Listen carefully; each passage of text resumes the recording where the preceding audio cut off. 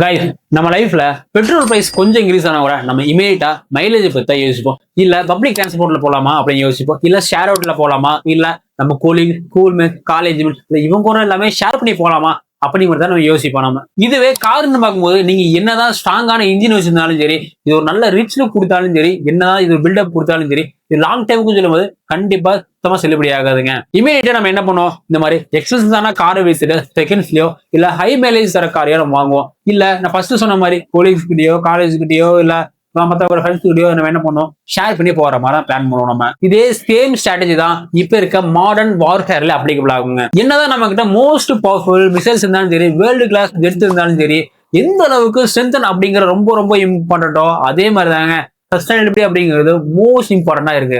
வர வர பாத்தீங்கன்னா இந்தியாவுக்கு பார்டர் டென்ஷன் அப்படிங்கிறது ரொம்பவே அதிகமாயிட்டு தான் இருக்கு. ஏன் அப்படின்னா கிட்டத்தட்ட 7 கண்ட்ரிஸ் கூட இந்தியா பார்டர் ஷேர் பண்ணுங்க. லைக் பாத்தீங்கன்னா பாகிஸ்தான், பங்களாதேஷ், சைனா அப்படிங்கிற மாதிரி பெரிய பெரிய கண்ட்ரிஸ் கூடயும் ஷேர் பண்றோம். அது மட்டும் இல்லாம ஜியோ பொலிட்டிக்கல் ஃபாஸ்டா சேஞ்ச் ஆகிறதுனால இந்தியாவுக்கு எக்கனாமிக் வைஸும் ஒரு சேலஞ்சா அமையுதுங்க. லைக் பாத்தீங்கன்னா ட்ரம்ப் வந்த உடனே பாத்தீங்கன்னா இந்தியா மேல டேரிஃப் போடாரு. சோ கொஸ்டின் அப்படிங்கிறது ரொம்பவே சிம்பிளுங்க. இந்தியா ஹை எக்ஸ்பென்சிவான பொருளை கொஞ்சமா வாங்க போதா, இல்ல அஃபோர்டபுளா இருக்க மாஸ் கேபிட்டல் பில்ட் பண்ண போதா அப்படிங்கிறதாங்க இன்னைக்கு நம்ம டிஸ்கஸ் பண்ண போது. 2 மேஜர் டெவலப்மெண்ட்ஸ் பத்தி தாங்க. ஒன்னு பேபி ப்ரோமோஸ், இன்னொன்னு ரஃபேல் சோர்ஸ் கோட் இஷ்யூ பத்தி தாங்க. சோ இந்த வீடியோவை ஸ்கிப் பண்ணாம ஃபுல்லா பாருங்க. அப்பதான் நம்ம என்ன சொல்ல வரோம் அப்படிங்கறத உங்களால ஈஸியா அண்டர்ஸ்டாண்ட் முடியும். வீடியோக்குள்ள போறதுக்கு முன்னாடி நம்ம சேனல் மறக்காம சப்ஸ்கிரைப் பண்ணுங்க, கூட பெல் ஐகான் அதை சரி கிளிக் பண்ணுங்க. அது மட்டும் இல்ல கூட ஹைப் அப்படிங்கிற பட்டன் காமிச்சு அப்படின்னா ப்ளீஸ் கிளிக் பண்ணுங்க. அது நம்ம சேனல் க்ரோத் ஆகிறதுக்கு ரொம்பவே ஹெல்ப்ஃபுல்லா இருக்கும். வாங்க வீடியோக்குள்ள போலாம். ஹலோ காய்ஸ், நான் உங்கள் Deva. Welcome to Deva talking. First இந்த பேபி ப்ரோமோஸ் பத்தி பார்க்கலாங்க. லிட்டரலி பாத்தீங்கன்னா ப்ரோமோஸ் அப்படிங்கிறது ஒரு சூப்பர் சோனிக் மிசைலுங்க. ஹை ஸ்பீட் மிசைல், ஒரு ஸ்ட்ராட்டஜிக் ஸ்ட்ரைக் கேப்பபிலிட்டி கொண்டதுங்க. சோ இந்த மாதிரி மிசைல் யூஸ் பண்ணும்போது அதுக்கான காஸ்ட் அப்படிங்கிறது ரொம்பவே ஹையா இருக்கும். சோ இதுக்கு ஆல்டர்னேட்டிவா ஏதாவது இருக்கணும் அப்படின்னு சொல்லிட்டு தான் டிஆர்டிஓ வந்து ஒரு பக்கா பிளான் பண்றாங்க. டிஆர்டிஓ அப்படிங்கிறது டிஃபென்ஸ் ரிசர்ச் அண்ட் டெவலப்மெண்ட் ஆர்கனைசேஷனுங்க. லாங் டியூரேஷன் ப்ராப்ளம் சினோரியஸ்க்கு எல்லாம் பாத்தீங்கன்னா ஆர்மில ஒரு சிஸ்டம் வச்சிருக்காங்க. அதோட பேர் பினாக்கா ராக்கெட் லான்ச் அப்படிங்கிறது. இந்த இடத்துல அந்த பினாக்கா ராக்கெட் லான்ச் அப்படிங்கிறதா எவால்வ் பண்றாங்க. இந்த பினாக்கா ராக்கெட் லான்ச் பத்தி உங்களுக்கு தெரிஞ்சுக்கணும் அப்படின்னா கமெண்ட் செக்ஷன்ல பினாக்கான்னு டைப் பண்ணுங்க. எத்தனை பேர் இன்ட்ரெஸ்ட் ஆகுன்னு பார்க்கலாம். இந்த பினாக்கா அப்படிங்கிறது இந்தியன் ஆர்மிக்காக உருவாக்கப்பட்ட மல்டி பேரல் லான்ச்சருங்க. இப்போ அதை ஏர் பேஸ் லான்ச்சர் கான்ஃபிகரேஷனுக்கு அப்கிரேட் பண்ண போறாங்க. அப்படி அப்கிரேட் பண்ணா அதோட காஸ்ட் வேல்யூ எவ்வளவு இருக்கும் தெரியுமா? கிட்டத்தட்ட 2.3 கோடி ரூபாய் ஆகுங்க. இதை யூஎஸோட M142 ஹிம்ராஸ் கூட கம்பேர் பண்ண வச்சுக்கோங்க, கிட்டத்தட்ட 10 மடங்கு கம்மிங்க. அதாவது இந்த M142 ஹிம்ராஸ் அப்படிங்கிறது கிட்டத்தட்ட 20 கோடி ரூபாய் ஆகும். ஆனா இது நம்ம ஜஸ்ட் கான்ஃபிகரேஷன் பண்ணோம் அப்படின்னா 2.3 கோடி ரூபாய் தான் ஆகுது. சோ இதனால பாத்தீங்கன்னா நம்மளால வார்ல நல்லாவே சஸ்டைன் ஆக முடியும் அப்படின்னு சொல்றாங்க. இந்த ஏர் லான்ச் வேரியண்ட்டை அப்கிரேட் பண்ணால நமக்கு என்ன அட்வான்டேஜ் அப்படின்னு தெரியுமா? நம்மளால ஏர்கிராஃப்ட்ல இருந்து எந்த இடத்துல இருந்து வேணாலும் எந்த டைம்ல இருந்து வேணாலும் லான்ச் பண்ண முடியும். ஒரு ஃபிளெக்சிபிலிட்டி அப்படிங்கிறது பயங்கரமா இன்க்ரீஸ் ஆகும். அது மட்டும் இல்லாம வார் டாக்டிக்ஸ் அப்படிங்கிறது பயங்கரமா இன்க்ரீஸ் ஆகும். இது கிரவுண்ட் டைமென்ஷன் மட்டும் இல்லாம ஏரியல் டைமென்ஷன் எக்ஸ்பெண்ட் பண்ணுதுங்க.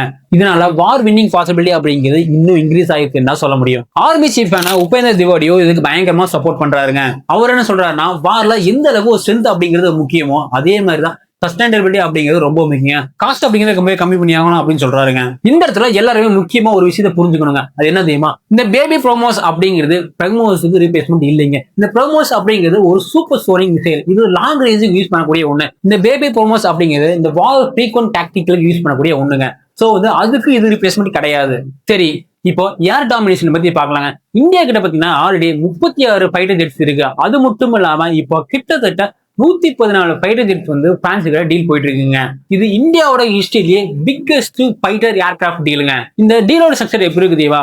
18 ஏர்கிராஃப்ட் வந்து பிரான்ஸ்ல இருந்து டேரக்டா இந்தியாவுக்கு வர மாதிரியும், மிச்சம் இருக்க 96 ஃபைட்டர் ஜெட் வந்து எல்லாத்தையும் இந்தியாவில அசம்பிள் பண்ற மாதிரி தாங்க பிளான் பண்ணிருக்காங்க. இதனால பாத்தீங்கன்னா மேக் இன் இந்தியா பயங்கரமா புஷ் பண்ணலாம். இந்த ரஃபேல் ஏர்கிராஃப்ட் வாங்குறதுக்கான முக்கிய காரணம் என்ன தெரியுமா? அட்வான்ஸ்டு ரேடார் சிஸ்டம் வச்சிருக்காங்க. அது மட்டும் இல்லாம எலக்ட்ரானிக் வார்ஃபேர் ஷூட்டும் வச்சிருக்காங்க.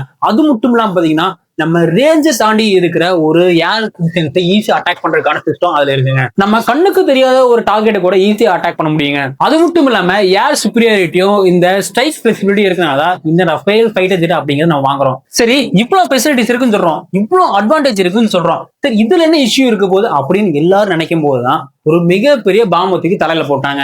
ஆமாங்க, பிரான்ஸ் வந்து ரஃபேலோட சோர்ஸ் கூட தரமாட்டேன்னு சொல்லிட்டாங்க. சரி, அதுல என்ன மத்த வச்சு யூஸ் பண்ண வேண்டியதானே அப்படின்னு சொன்னா, இல்லைங்க. அந்த சோர்ஸ் கோட் அப்படிங்கறதா அந்த ரஃபேலோட டிஜிட்டல் பிரெயினேங்க.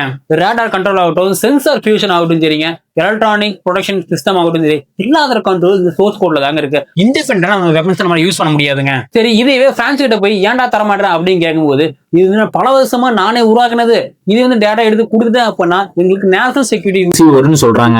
இதுக்கான நெகோசியேஷன் தாங்க இப்ப வரைக்கும் ஃபுல்லா போயிட்டு இருக்கு. சரி, உங்க தாட்டை நீங்க சொல்லுங்க. இதுக்கான சோர்ஸ் கோட் அப்படிங்கிறது நமக்கு கிடைக்குமா? பிரான்ஸ் அவங்களோட சோர்ஸ் கோட் நம்ம கூட ஷேர் பண்ணுவாங்க அப்படிங்கிற உங்க தாட்டை கமெண்ட் செக்ஷன்ல கமெண்ட் பண்ணுங்க. இந்த ஒரு நல்ல டாபிக்கோட உங்களை மீட் பண்றேன். இந்த வீடியோ பிடிச்சிருந்தா உங்க ஃப்ரெண்ட்ஸ் எல்லாருக்குமே ஷேர் பண்ணுங்க. மறக்காம நம்ம சேனல் சப்ஸ்கிரைப் பண்ணிக்கோங்க, கூட பெல் ஐக்கனும் கிளிக் பண்ணுங்க. அப்பதான் நான் போற எல்லா வீடியோவும் உடனே உங்களுக்கு சேரும். இன்னொரு நல்ல டாபிக்கோட மீட் பண்றேன். Stay tune. Until by.